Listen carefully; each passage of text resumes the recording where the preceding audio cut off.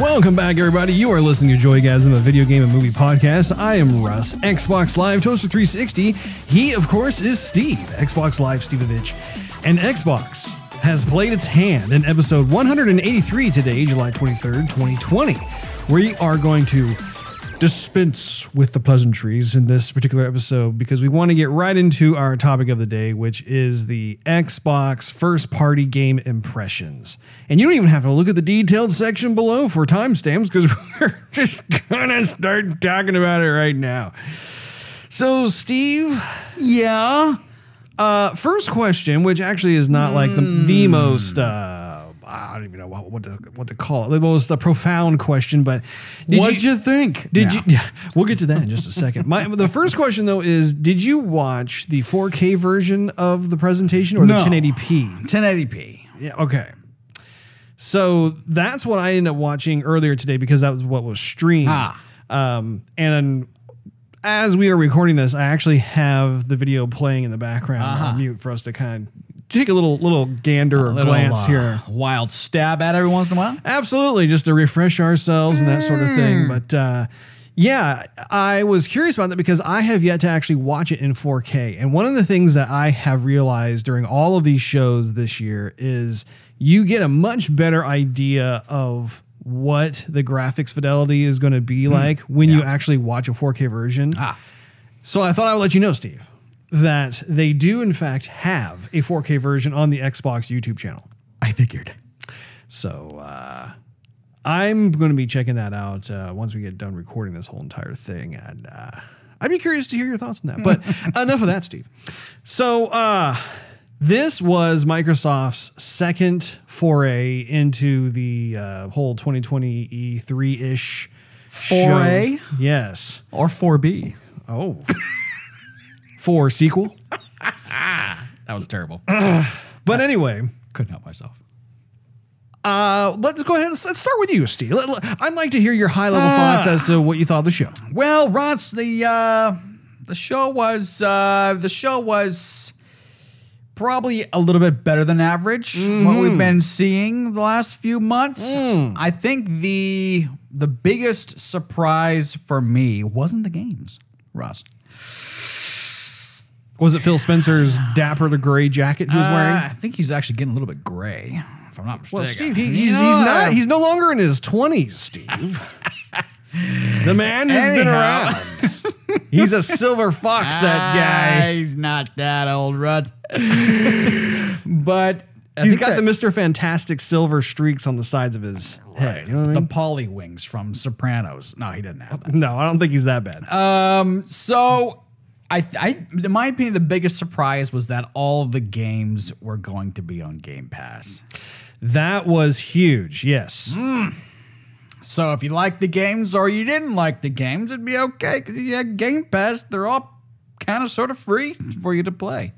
And in that mindset, in that perspective, well, they're all worth it, Russ. They are all worth it. Indeed. I have that in my notes as well, where that was actually one of the biggest announcements of the show where you realize when you purchase the Xbox Series X, if you're already an Xbox Game Pass member, you don't have to spend a penny on the games that were shown in this entire show. And they were like, what, like 22 games total? Oh, quite a bit of them, yeah. Something like that? Yeah.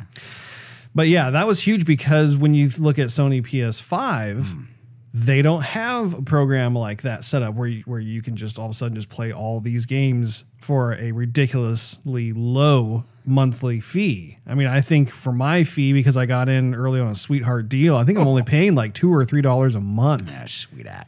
Real nice. Really, really nice. Continue, Steve. But other than that, with the games, yeah, we saw some gameplay. We saw a bunch of teases. Tease me. But we're still waiting to see what the old system can do. Most powerful game system in the world, but by golly, we're gonna have to wait a little bit before we get to see all that expensive hardware. Because I mean, yes, the games look better, but they and even if you watch them on 4K, yes, the resolution is going to be there, but that's not going to increase like the amount of the textures that you see on screen. It's just going to be like resolution.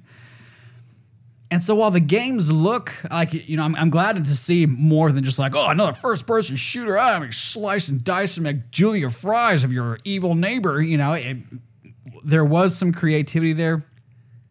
And the games look fun. It just doesn't look revolutionary. I mean, they're really touting these new systems like they're a quantum leap from what we had before. And still yet to see it, Russ. I mean, they look better. They look good. Dish.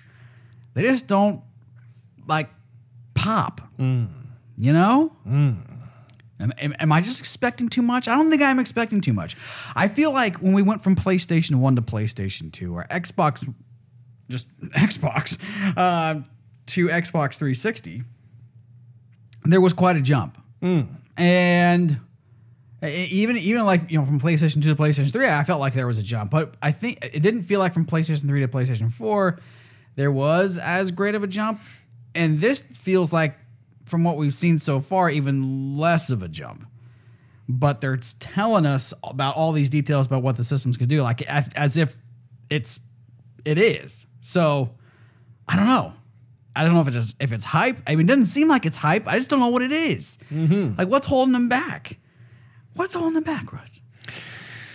Well, if I had to wager a guess, it would be that from a purely spec sheet perspective, it's very true. Like the consoles are indeed much more powerful than any other console that has come to market. But of course, that's brand new. Yeah, they're not going to make something worse than what's on the market. I do think, though, that with the sophistication of the hardware, every time you have a leap, I think that the methods of what the artists and designers and the coders have to do in order to achieve this stuff, it takes more time.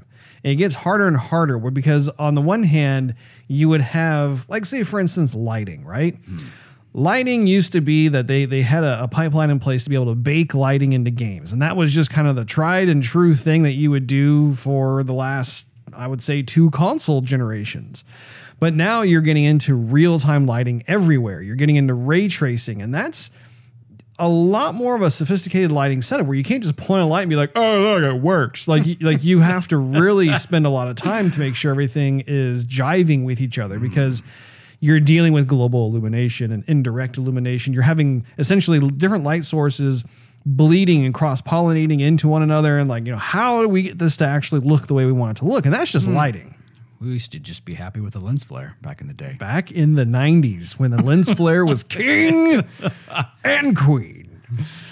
But yeah, I think I agree with you. I think when it comes to the Game Pass member announcement, that was probably one of the biggest things of the show, because I had that realization that I just talked about. I will say I do think that Microsoft needs to really scale back the amount of time that they are giving to the whole, like, indie developer thing. To me personally, and this is just one man's opinion, I'm not a big indie developer guy. Like, yeah, sure.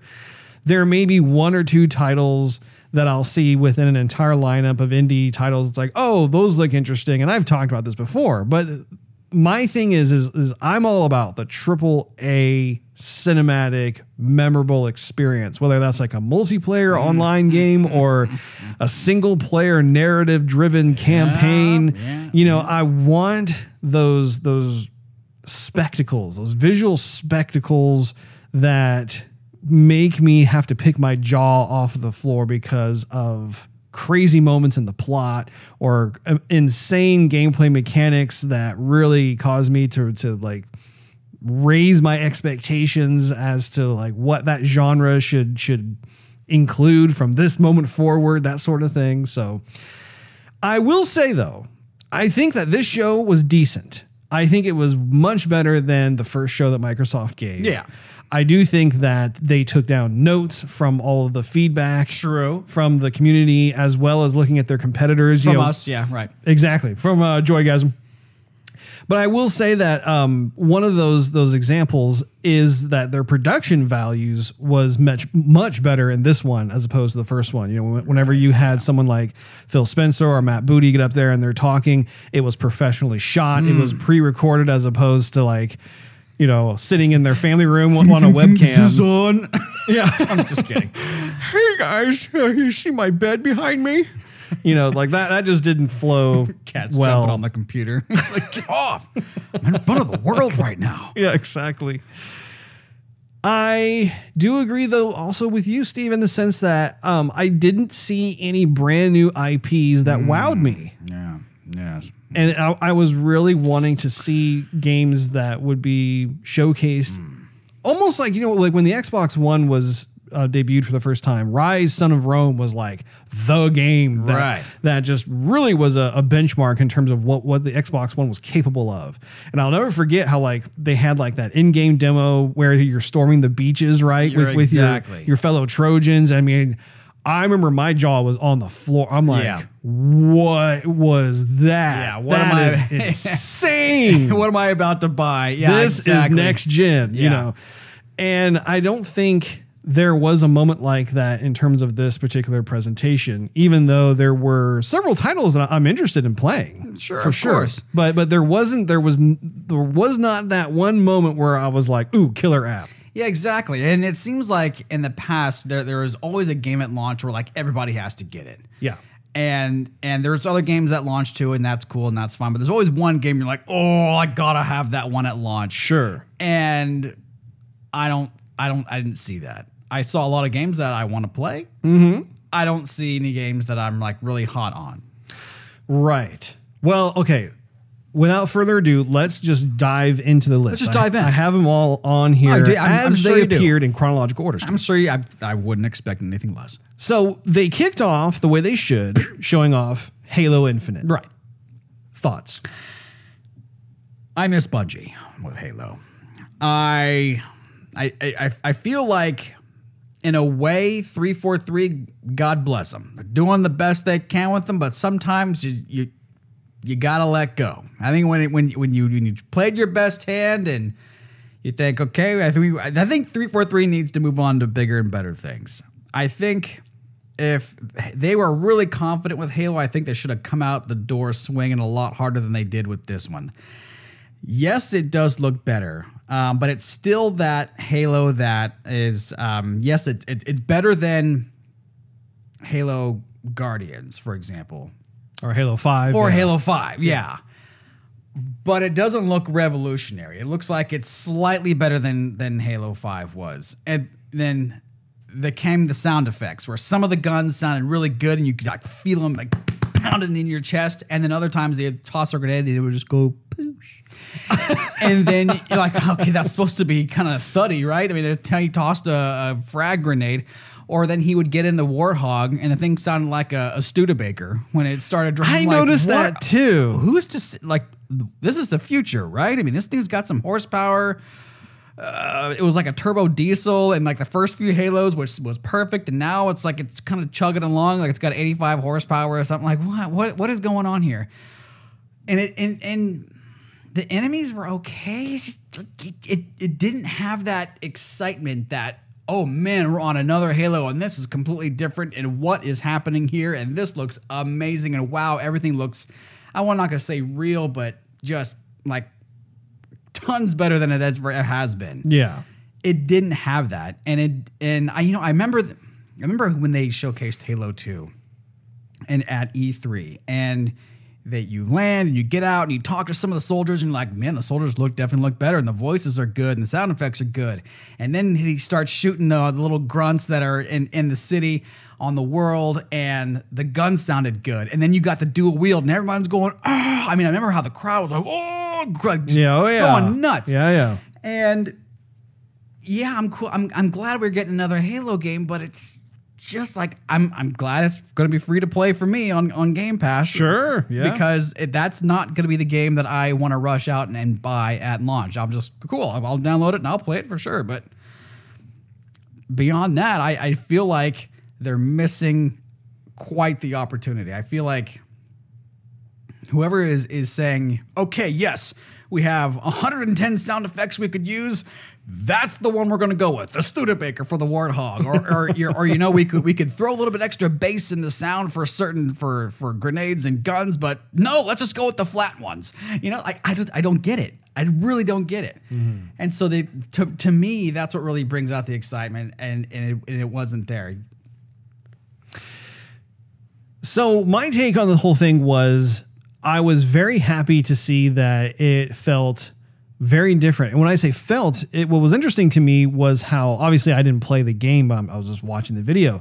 But through the video, I could tell that the game was going to play much like the other Halos before Halo 5. Because that was my main concern going into this, was like, I did not like how Halo 5 played at all, because it just didn't feel like a Halo game. It didn't feel like you were Master Chief. They had tweaked the mechanics enough where you're just like, this is not what I remember it being at all. But watching the video here, I did think that it was a true return to form in terms of how it evokes and how it feels. And like, you know, it goes back to the more of the original game in a way, in the sense where it is very open world. You can go anywhere you want to at any point in time. I love that jump that the Warthog did. It really brought back the fun memories of being able to have those ridiculously huge leaps that you do when you drive off a cliff or something. I think one of the issues, and this is in parallel to what you're talking about, is I think there's an issue with the art direction in the game, because they can't seem to get past kind of the Hasbro toy look. If you look at like the weapons, if you look at the characters, that sort of thing, they're stuck in this very overly shiny, plasticky. It's weird, but like to me, I think what I was hoping to see when it comes to the art direction of the game is when I played Halo Wars. When I watched the cutscenes in between that, it had some of the best cutscenes in a Halo game I've ever seen. That and even Halo 4 as well. Halo 4 had some fantastic cutscenes. And I wanted that level of realism, because in each of those cutscene sequences, you have such a tremendously photorealistic production value when you watch those. They're not cartoony. They're not stylized. I mean, they really go for as photoreal as possible. And I think it would behoove them to actually incorporate that into the game itself, because people want that. People want to have it be a bit more mature. And I also think too, like, not only because of the hardware advancements, but also the fact that its audience has gotten older too. Like we want there to be more, like when you look at Master Chief, for example, I don't necessarily want his armor to be like that bright green color that he first donned in Halo 1, 2, and 3, that sort of thing. I mean, what if we were to desaturate that green a little bit? Maybe put a little bit of like military metallic in there, metallic gray or something mixed in with the green, and like give it a bit more wear and tear. And again, having more of that photoreal type of approach, I think would do the series wonders. But yeah, I think 343 has just been in this custodian mode for so long that I think they're kind of almost hesitant to go too far out there, which is unfortunate, because I do think that if Bungie was still in charge, I think that's what they would do.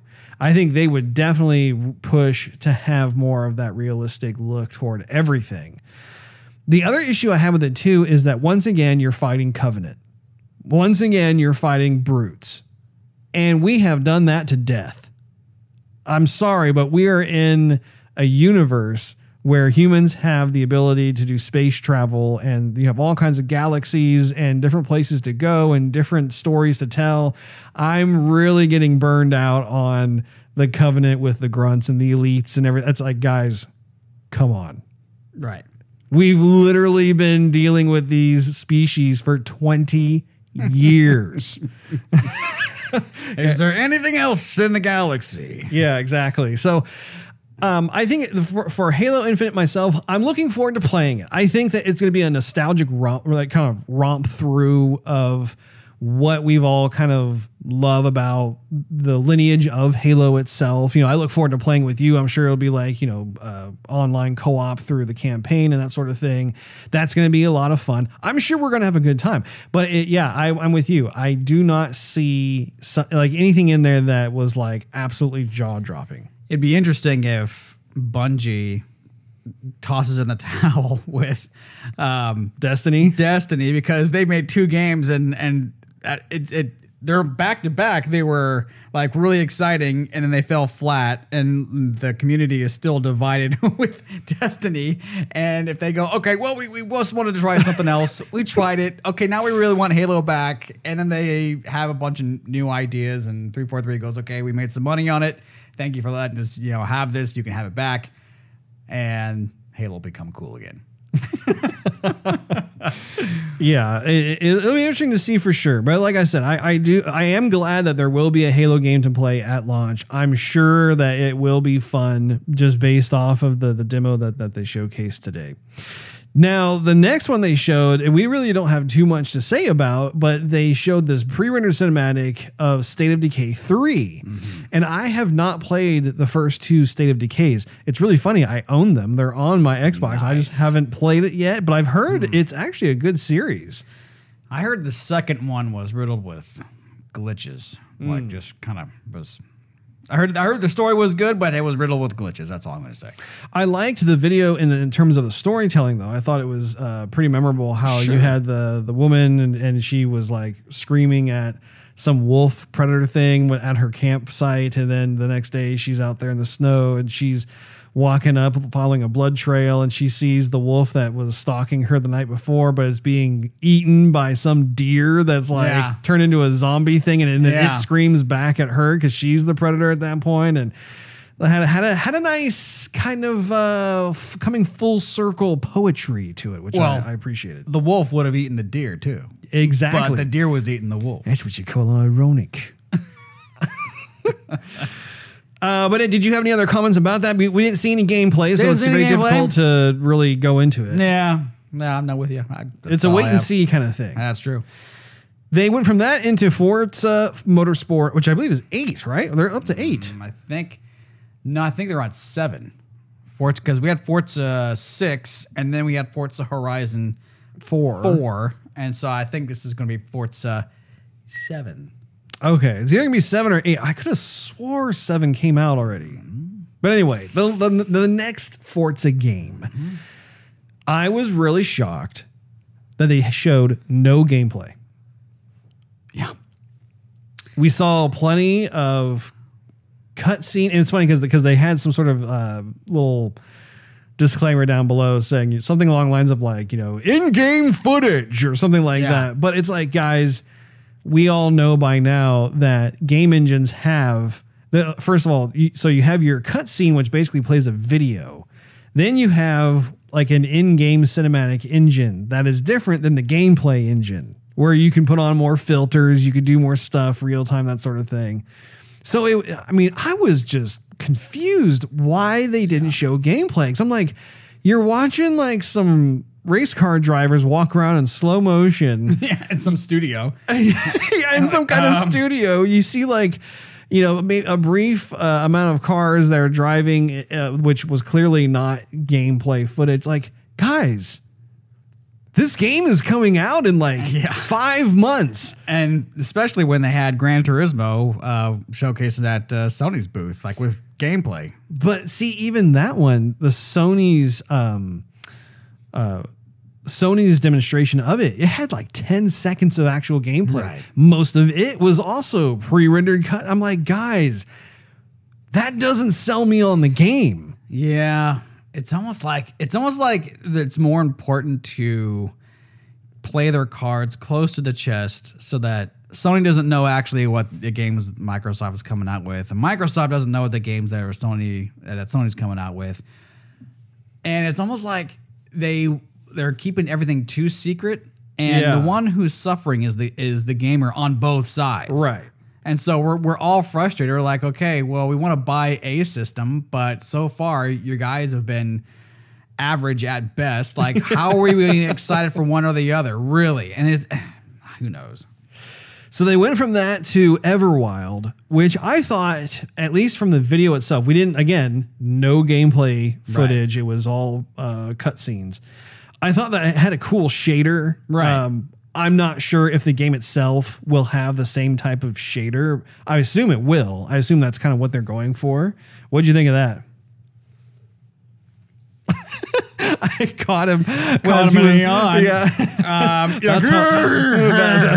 That's how excited he is, ladies and gentlemen. Actually, no. So that one, I mean, the story they told was interesting to me. I would definitely play that one. Again, on Game Pass, of course, but that one looked interesting. I'll give that one a run through. It would look like it could got potential. Yeah, could float my boat. Okay. Yeah, I'm the same with you. I think that it's a wait and see kind of deal. The fact, once again, that I can play it for free on Game Pass, it's like, well, I will definitely try it. Keep my optimism up. It went from that to then one of the indie developer titles called Tell Me Why, which to me was completely forgettable. I have nothing really to say other than I'm not interested. Free 99 is way too expensive. However, the game after that definitely got my attention, which was Ori and the Will of the Wisps Xbox Series X upgrade. Yes. And I was very happy to see how they did like that side-by-side comparison showing what the Xbox One X version versus the Xbox Series X version entailed. You could, even through the 1080p video, you could tell there was a difference, not only in the graphics fidelity, but also the smoothness and the animation where they're able to have even more frames of animation in there. I've already beaten Ori and the Will of the Wisps, but I'm telling you, I wouldn't mind a second romp through. And I think they might even have New Game Plus, which I'm thinking my saved game should carry over and I should be able to just go right through with all my abilities already good to go. I figured they might have a Xbox Series X upgrade to the game, which is partly why I stopped playing it. Because I figured I'd pick it back up where I left off and enjoy it from there on out with all the enhancements. Indeed. Indeedy Rudy. Yeah, because you got farther in the game, but you didn't finish it. I didn't. I got about 60% of the way through, 60-ish. And well, you definitely got to finish it. You got to finish it, Steve. Right. But maybe you can do that when the next console comes out. And I'd love to hear. I want to hear your review of that game once you finish it, because we have talked about it quite a bit. We have, and you see, there is a reason to the madness, because as I'm waiting for all these proposed next-gen games to come out, I'm going to relive all the good times of the games that I already love with the enhancements, Russ. Exactly. And I mean, I've hardly even got into like the outer worlds. I was like going to go wild because that was one of the games. Like, what am I talking about? But I'm going to wait till the Series X comes out to even play that one, or finish it. Finish it. Yeah. You haven't really been sealing the deal with a lot of these games as of late, Steve. You kind of peter out halfway through. Makes sense in my mind. Speaking of the Outer Worlds, that is the next title that they showed, which was the Outer Worlds Peril on Gorgon. Right. So I have a bit of a conflict, if you will. So I, unlike you, beat the Outer Worlds. Right. I thought that it was a decent game. I thought it was fun to be able to play through. Sure, there were certain quirks to it that I thought acted as kind of a game hook for me. Sure. I did think the game ended prematurely. It should have been probably twice as long at least. That's great. Glad I stopped when I did then. I was going to say, like, the game is not that long, which was surprising because it's an RPG. You're like, what the heck was that? So, I'm caught because on the one hand, it's not, again, I'm looking for next gen samples with this presentation. Looking at the Outer Worlds, the graphics engine for that simply is not indicative of like what is possible with like some sort of cutting edge next gen game. You know, it's oversaturated colors, and you know the characters. Even when they showed that expansion, the facial expressions and facial animations are still terrible. Yeah, they are. Even when I played the first Outer Worlds game, and I enjoyed playing through the game, the facial animations was a bit of a sore spot. And even for the Xbox One, again, going back to Rise, Son of Rome, Rise, Son of Rome was a launch title in 2013, and it had better facial animation than the Outer Worlds, which came out like, a year ago? Last year? No excuse. No excuse. It's been 7 years since the Xbox One was debuted, and you're even now a first party developer. Like, I'm sorry, I do not have the desire or patience to be able to like give you a pass on that. I mean, as far as I'm concerned, the facial animations were like Xbox 360 generation, right? And to see that is very much for me is like a no when it comes to a year that is a next gen console season. You don't show that kind of stuff. You've got to like really push the envelope. Did you have any thoughts on that one, Steve? Well, Russ, I'm sure when I beat the Outer Worlds, I might give it a little rompy romp. But until then, Russ, it's probably not going to get downloaded anytime soon. Mm-hmm. Yeah, I must say that the one thing that it does tie me over is the fact that I'll be able to play it for free. Right. Which is, relatively speaking, obviously I'm having to pay out a few bucks every month. But, of course. Anyway, now they went from that on to another game called Grounded, which was essentially like Honey, I Shrunk the Kids, where you're fighting insects and stuff. Yeah, we heard about this game a little bit before the show. I think I might have fun playing that game with my daughter, maybe, but like it's not a game once again that was just it didn't blow my socks off, Steve. But I think I would give it there were some scenes when you were like the bugs were attacking, and the bugs look pretty darn good. They do, yes. The lighting does look nice, I will say. It is interesting, and they're definitely taking a kind of a different approach. Like you're not you're caught in a demon world somewhere or some parallel universe, third person, whatever. It to me it looks good enough to give it a go. I might play with you and your daughter. There you go, Steve. There you go. Staying positive. Avowed came out next, which was a new RPG from Obsidian Entertainment. Right. Now, this one got me excited. Did it now? It didn't, of course, have any kind of gameplay whatsoever. It was a pre-rendered cinematic, but I was happy to see a return to form with Obsidian, because Obsidian is actually known for its like old school Skyrim fantasy, stuff. Good old RPGs. So were you pretty pumped when you at least knew that they were working on something like that? No. Okay. I mean, it's nothing to say bad, because I mean there's definitely a big following to folks who love those games. I mean, it's just not me. I'm not trying to rip on the game. Just not my style. Okay. After that, actually, another indie developer title was shown. It's called As Dusk Falls. If you recall, that was the one that had the family, and it was kind of like this, almost like a slideshow-esque kind of thing, where like they had 2.5D images that were it's like a comic fading book, in and out. Yeah. flipping the page kind of deal. Sort of. What's going on? Yeah. I am not interested in that. Probably will give it a pass. Probably will go outside that day. Go outside. So the game that actually wasn't even a game. So Ninja Theory was next, and all they did was talk about Hellblade 2. Right. That again stunned me. I'm thinking, and I'm not even sure if they're planning on this being a launch title or if it's coming out in 2021. I'm a little hazy on that. But again, I'm thinking, you previewed this game last year. Mm-hmm. And it looked good. It did. Like what they showed looked amazing. But now it's like you literally had someone from your studio just kind of talk about the game you're working on and hint at some other games you're working on too. And that was it. Thanks for the airtime, and have a nice day. I mean, I'm sitting there like, You made me wait an hour of countdown time, and now it's your turn to speak. And that's all you did was speak. It kind of reminds me of the other week, Steve, when you told me about how you thought really hard about playing a game. You thought really hard about it, but you didn't play it. Like,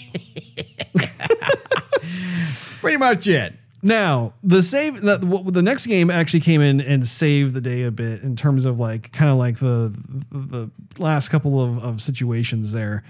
Psychonauts 2. This has been a game that has been in development for a long time. Tim Schafer, who we all know and love from LucasArts, who worked on Full Throttle and a bunch of other classics. Plus, your boy works over there. What's his name? Forgot his name, Russ. I'm not good at names. But I think it was like what show is it was number 70. I think it was show like 76 that you interviewed him, Russ. He was talking about Psychonauts. That would be Mr. Raymond Crook, Steve. That's the guy, I think. Yeah, he's a lead animator over at Double Fine Productions. Yeah. So I am looking. This is actually one of the games I'm really looking forward to. Psychonauts looks like it's got the Tim Schafer goodness all over. I was really happy to see that Jack Black is once again involved with the game, even if it's just to sing the theme song or whatever it is. I thought it was great. And I think that is a very much healthy shot in the arm for Microsoft. I think that they need more types of games like that are outside the box, that have lots of personality and charm. So I am very much looking forward to that. What say you, Steve? Yes, I think I'm going to throw the Frisbee that day. Throw the Frisbee, he says. I know there's a following for Psycho knots. I'm just not going to tie that knot, you know? You know, Steve, you never played the first Psycho. I didn't play that. But it doesn't tickle my, nipple.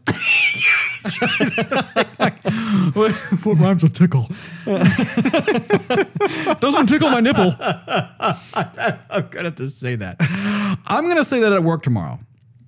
You should. Hopefully I won't get HR called on me. You should say it to HR. Just say, I'm just going to throw this out there. I want to get your opinion. If I were to say tickle my nipple, would that be a problem? Would I get written up? Hypothetically. Hypothetically. I didn't say it yet. I mean, I'm just saying. I'm putting quotation marks, which are basically like force field shields around what I'm saying, so you can't like take action against I'm just asking permission, so if I say it, I know the repercussions, but I wouldn't say it otherwise. Or maybe I just said it in my breath and you couldn't hear me. That's right. So then, okay, so Bungie ended up having something where they are going to have some sort of graphics upgrade to Destiny 2. Yeah. I am glad that they're doing that for their community, but for me, I'm going to be lukewarm at best. It's not something that I'm like hot and heavy for, Steve, you know? Yeah, but you know what was good news, Russ? If you remember when Destiny 2 came out, the whole beta dealio, we were talking to Big Baby Moose, and the question was posed to yours truly, are you going to buy it? And I said, as soon as I get the next Xbox, I'll get it, because the game was obviously made with a higher graphics fidelity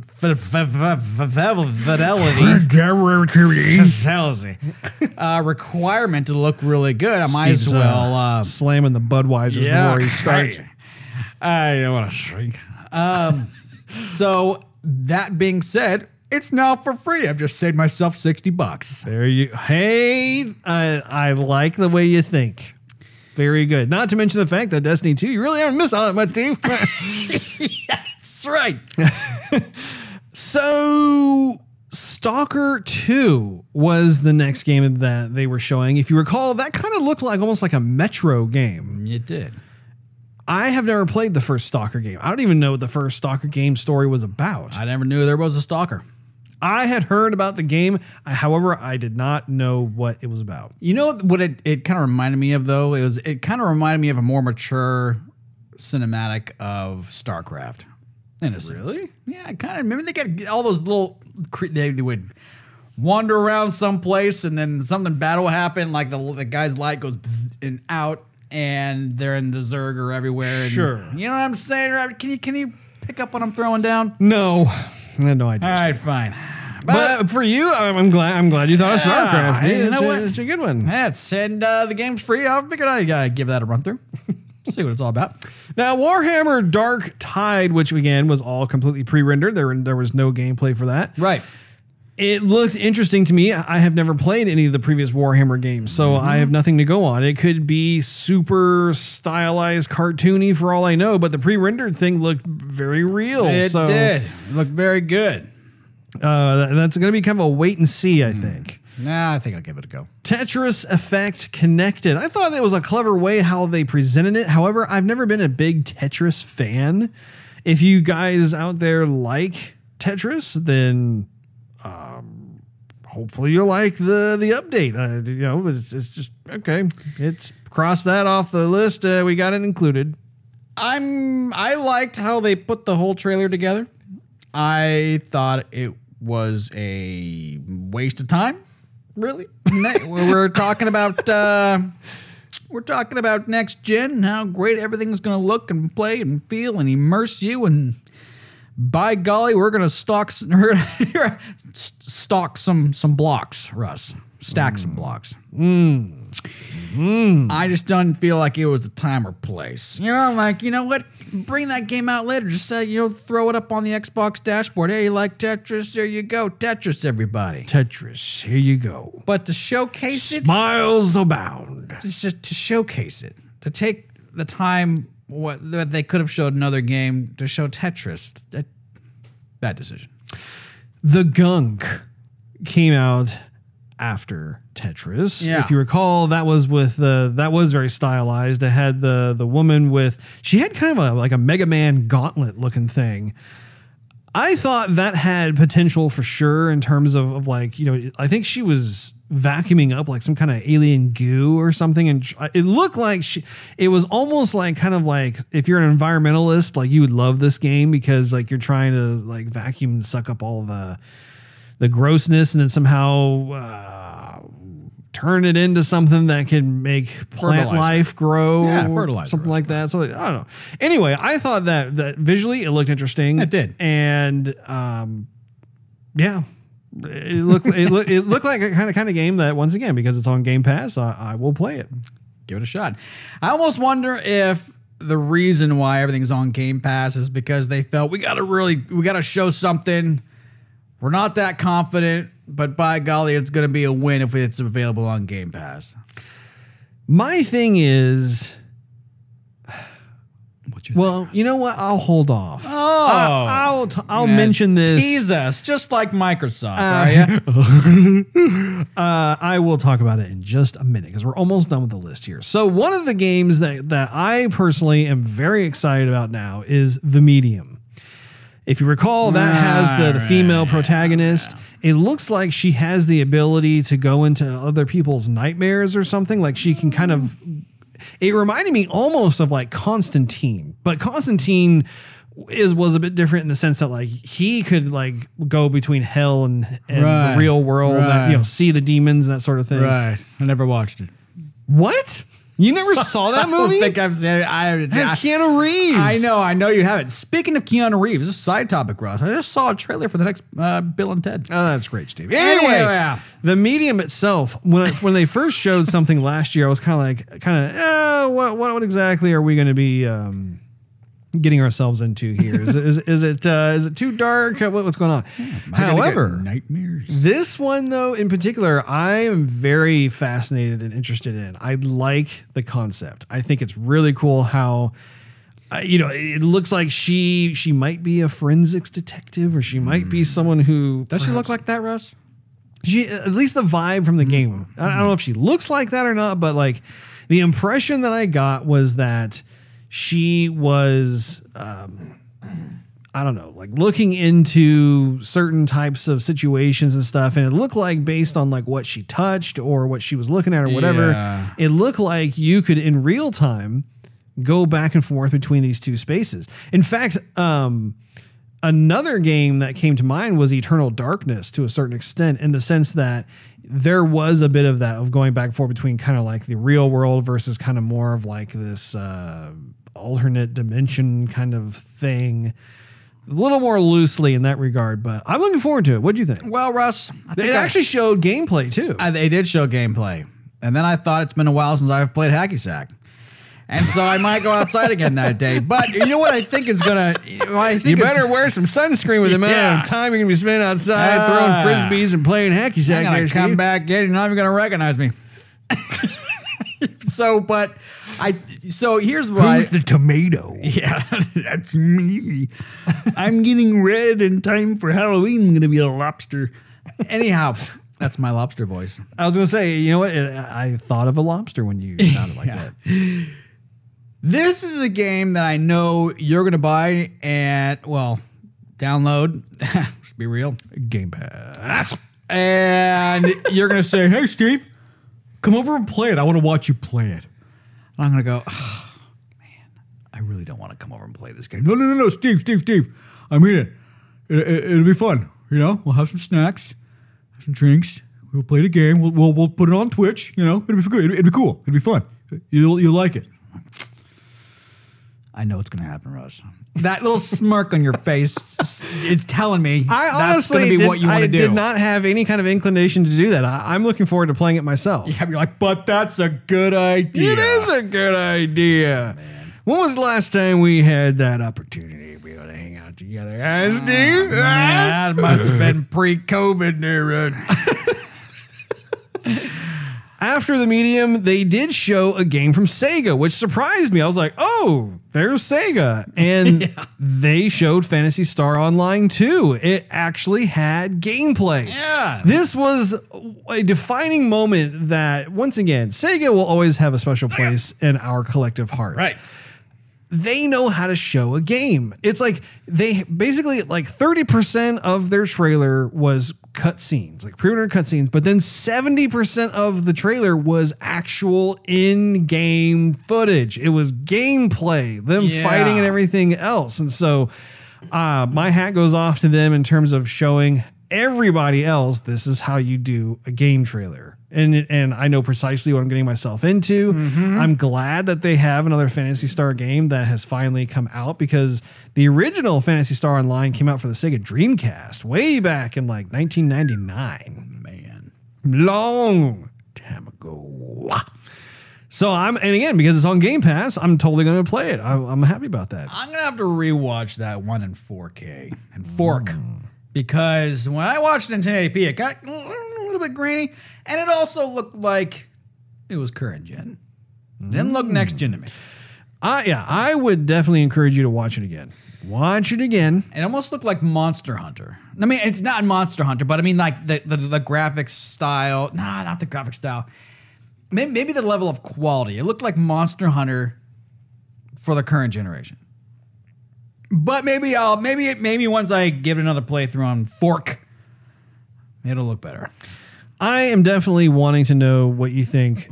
When we record next week's episode of Joygasm, we'll have to just do a quick little recap once both of us have seen these games in 4K and see if there are any kind of changing of the hearts when it comes to certain titles that perhaps we were ready to dismiss. Anyway.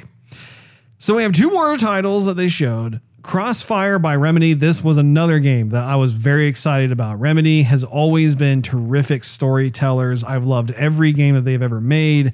This one looks like it's kind of like a military theme. Yeah. And I'm really happy about that, because Ubisoft has really let me down when it comes to that sort of thing. I used to go to Ubisoft for all of my Ghost Recon Advanced Warfighter, Rainbow Six, Splinter Cell. Rainbow Six. I mean, you just had so many great military themed games coming from Ubisoft. And then all of a sudden one day they just decided to pull the plug or something. I don't know what is going on, but very much looking forward to Crossfire, Steve. What do you think? I would have to agree. Wasn't that the one? Is that the one that was free to play? I mean, it is free to play, but they said something in there where it was like, what was it? Maybe it was cross-platform. I don't know. Maybe I watched it too quick, and I said something about how it's free to play and whatever. Maybe I don't know. I'm gonna give it a play. I'll play it, Russ. Maybe. Moving on. That made absolutely no sense whatsoever. I was trying to I looked to my right. Even as my brother, or as your brother, normally I can I can decipher the drawl that's coming out of your mouth. I looked to my right at what the games that are still playing, and I thought, man, I really wish it was playing right now, because magically that scene would have come on that I'm thinking of in my noodle. It's still playing Halo right now, though, Russ. Definitely not on Crossfire. Finally, they had their one more thing moment, and it was Fable. In a cutscene. Definitely not gameplay. Once again, cutscene. Yes, indeed. I was very happy though to have an official announcement that they are in fact working, because it's been heavily rumored for quite some time. We knew it was coming out. Did you ever play any of the Fables, Russ? I don't remember if you had or hadn't. Crying out loud. Yes, I did not play Halo 3. I played Halo 1 and Halo Dos. Okay. Fable. Halo, Fable, Halo, Fable, Fable. Oh, we're talking about the same thing. Okay, good. It's amazing how close those two sound. Anyway, what'd you think of the Fabo? What did you think of the trailer? Fable. Sorry. The trailer was great. I thought it was fun. I mean, it looked good, and I almost knew that the little pixie was going to get eaten by a frog. Don't ask me how. Maybe it's a sick sense of humor. But it was good. Yeah, I liked it. I really was hoping we could have seen some gameplay of Fable, but it leaves something to be desired there, Russ. I will say that I loved how the little fairy got eaten by the frog, because that is totally the style of humor that everyone knows and loves about Fable. I thought that was perfect. And I was happy to see just what they were doing. I loved the voiceover who was given the kind of the setup of as to what was going on and stuff. So I will say I was a bit disappointed that their one more thing, quote unquote, was not that they had acquired WB Interactive. Oh, jeez. I was so hoping that they would just pull that out and be like, everyone knows that WB Interactive has been for sale, and we're pleased to announce that they have joined the Xbox first party family. That would have been amazing. That would have been. Then it remains to be seen who ends up being the victor out of that whole entire thing. But I will say Fable was a nice alternative. Well, there was going to probably be another show. There probably will be. They're probably going to have like 3 more shows. So that's plenty of time for announcement. But you know what? One thing they should really just do away with, Sony's not doing it, is that whole, and I've said it before, that whole world premiere. World exclusive launch Xbox console launch. Yeah, stop. Just stop doing that. Just console exclusive. Does anybody like when they do that? Seriously. I kind of like it. I would like it. I get confused by it, but I'm like, oh. Yeah, exactly. So you pump me up at the last minute, and then you let me down of okay, yeah, it's an indie title, and it looks pretty good. I do like the sound of that guy's voice, though, I must say. Whoever does the world premiere, it's a lot better than how I do it. Yeah, not much better, Russ. Well, thank you. So, Steve, what are your concluding thoughts regarding this list of games that we have gone through? Well, I will say that I do like this showcase better than what we have been seeing, but it's by a small margin.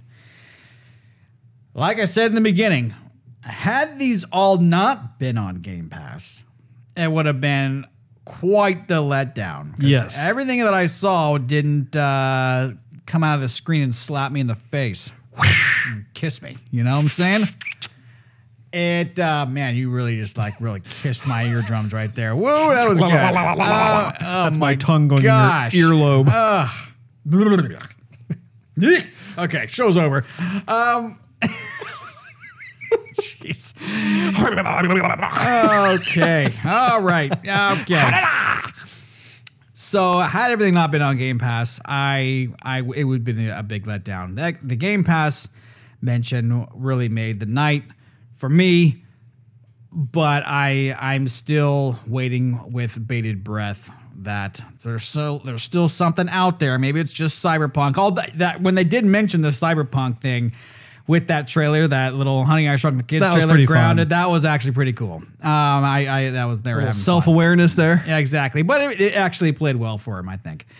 Anyhow, it's still, that game is still like the game that I can't wait to play this year. But again, with all the talk and the hype and the marketing of what's to come, by golly, we're right around the corner, and I'm still waiting.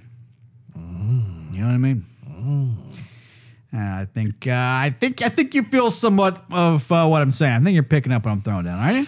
I am. I do think that Cyberpunk 2077 is in a very unique position to actually be considered as a next-gen killer app title, which is really funny because the game has been in development for such a long time.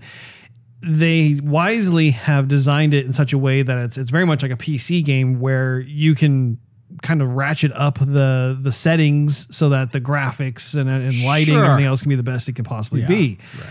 But it's weird how that is the game that everybody can't wait to play on the next gen consoles. It's not a game that has been built from the ground up to take advantage of that particular console's engine. It's this other game entirely. And I'm right with you. I think that when it comes to playing Cyberpunk, I'm totally going to play it now that it's coming out basically around the time that the next gen systems come out. I'm just going to wait and play it on the next gen system because why not, right? You want to be able to have the best experience, you know? Right? Totes me goes. Now, what I do think is interesting, this is what I was going to say earlier, but I decided to hold off until the conclusions. I think that Microsoft was... What were they, Russ?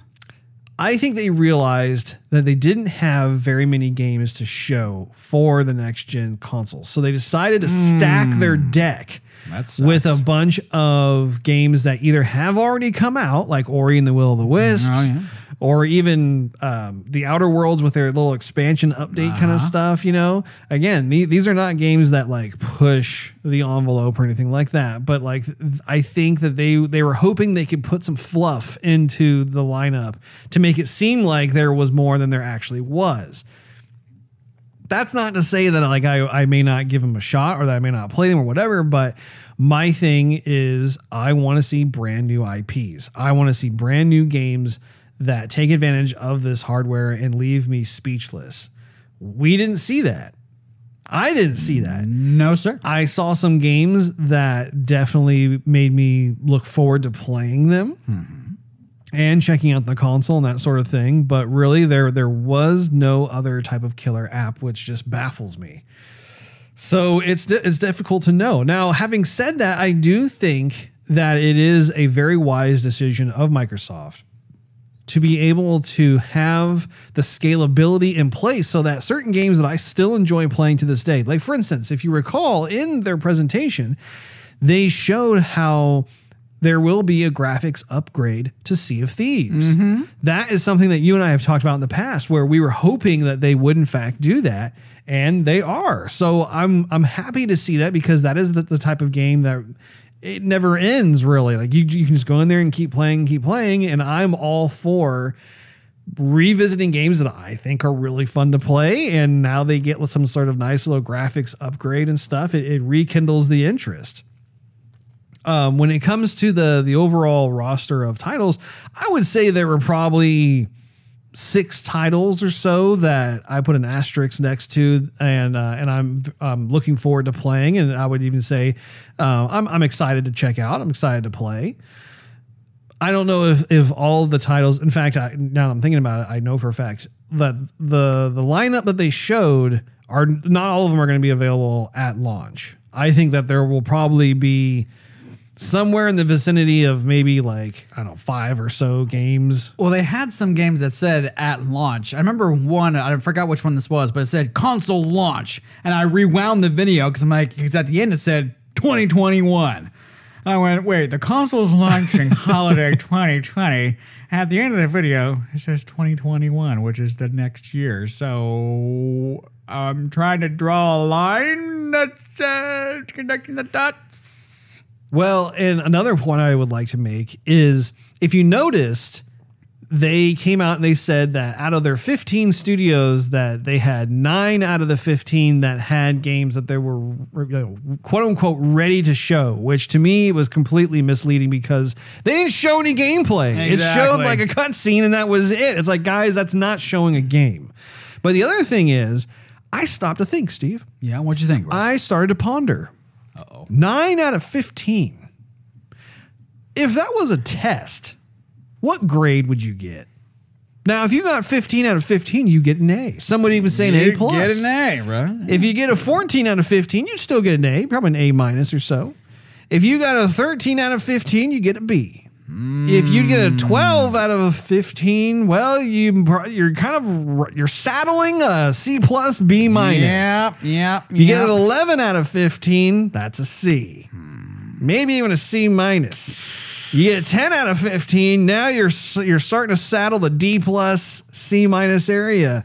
And a 9 out of 15. That's definitely D territory. You're getting a D grade. D for dumb. No. But it definitely, doesn't that put things into perspective? Well, it does. I mean, why would you even say that in the beginning and then go, but we're not going to show you all this? Well, because they were bragging early on about how they had 15 developers and how I think they even went so far as to say at the time that they weren't like the reason why you weren't seeing stuff from them at that point in time was because they were already working on next gen titles. Yay. Still, you can't just like throw that out and then at us and then not show us what we want to see. And it almost seems like they want to be relevant with all like the public relations, and so they can keep on making the news and be current. But they're in actuality, they shouldn't have had this press conference until they really had something to slap us with. They are doing themselves a disservice by the strategy that they are working with right now, that they've decided to move forward with, because they're sowing seeds of doubt. And when you overpromise and underdeliver, that's a problem. And I'm not saying that every developer was like that, because that's not the case. They do have several first-party developers that did bring the goods when it came to this particular show. That, like I said, I have at least 6 titles on here with an asterisk next to them because I'm very excited to play them. But again, this is a console season. This is the year of a next-gen console launch. You have to have all guns blazing coming out. And not to mention that you are a multi-billion-dollar corporation. Money is no object for you at this point in time. So if you need to ramp up and hire more staff or whatever, like for instance, case in point, they have in Southern California, one of their developers called The Initiative. If you recall, Phil Spencer, it was either last year or the year before when he started talking about it, he was talking about how that developer is basically their studio that's going to make like a God of War-esque type of game. Where were they? And I know for a fact that the team that they have amassed, they've got a ton of talent on that team. I've been looking, I mean, I've seen on LinkedIn, for instance, like, so-and-so just, start a new position as blah, blah, blah, blah. I'm thinking, oh my gosh, they got that person? That's amazing. So, I mean, like that was kind of a letdown because I was like, okay, I want to see what it is that they're working on. I want to see single player story, narrative driven campaigns. How hard is it? Like this has been such a glaring issue with the Xbox One. And I want them to remedy this for the Xbox Series X because Sony's killing it in that department, man. Yeah. It doesn't matter if it's The Last of Us or Horizon Zero Dawn or Spider-Man or God of War. I mean, like, just go down the list. Now we have Ghosts of Tsushima. I mean, they have got that genre covered and then some. Not to say that they don't have issues, because Sony's got issues in other areas, but I mean, that is the one thing that's just like, my goodness, like if I want that kind of game experience, I'm going to Sony. Right. I hear you, Russ. I hear you. Having said all that, though, like I said, I do think it was a much better showing that Microsoft gave as opposed to the first one. More polished. More polished. I am looking forward to the console being launched. I am looking forward to enjoying the better graphics. Hopefully, I'll be able to afford a 4K TV by that time. But at the same time, there is a little bit of a disappointment in the sense that I for one, really look forward to the years when a next gen console is going to be released, because traditionally speaking, it's always been a wonderful time to really be exposed to the latest in technological marvels and these advancements in gaming overall. And this is the first time where I haven't felt that. And it's weird. It's kind of weirding me out, because I always look forward to having that euphoric natural high from that stuff. And yeah, it's not there. That's what I have to say about that. Did you have any other thoughts about that, Steve? Nah, we're right in the same bubble. We're two peas in a pod. That wraps up this episode of Joygasm. Make sure you tune in next week. Thanks for hanging out with us. If you enjoyed this episode, we invite you to check out patreon.com/Joygasm, which is spelled Joygasm, and consider becoming a monthly contributor. You'll get exclusive perks and early access to the show. Not to mention, it really helps us continue doing what we love to do. Also, you can follow us on social media and YouTube. Just do a search for Joygasm TV. Last but not least, search Joygasm TV on Twitch to see us stream our gaming adventures live every Wednesday night at 9:30 p.m. Central Time. We will see you next week when we talk about Ghosts of Tsushima.